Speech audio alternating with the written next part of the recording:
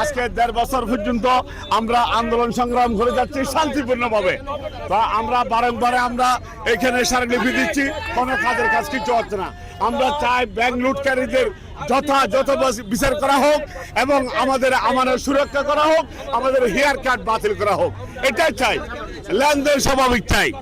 আমি মাননীয় অর্থমন্ত্রী এবং গভর্নরের প্রতি দৃষ্টি আকর্ষণ করব, ব্যাংক লেনদেন স্বাভাবিক করেন এবং হেয়ার কাট বাতিল করেন।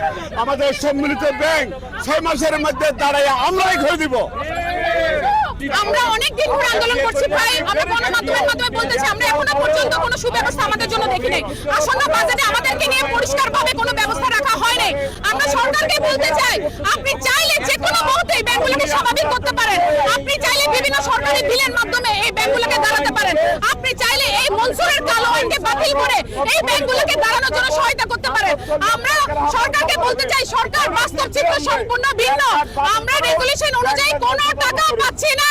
আমরা মনসুরের কালো আইন মানে না। যেখানে মনসুর নাই সেখানে কেন মনসুরের কালো আইন থাকবে? এই কালো আইন বাতিল চাই, হেয়ার কাট বাতিল চাই।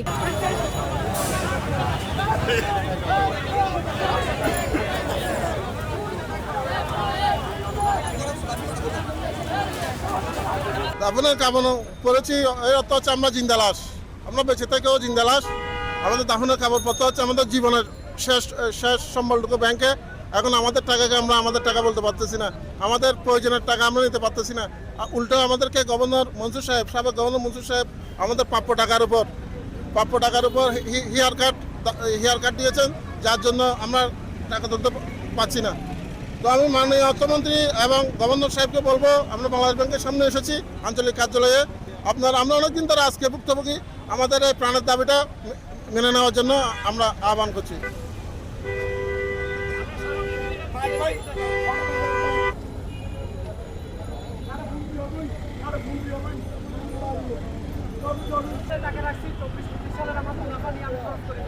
আমি একজন বাইপাসের রোগী, আমি সব টাকা খরচ করছি। এখন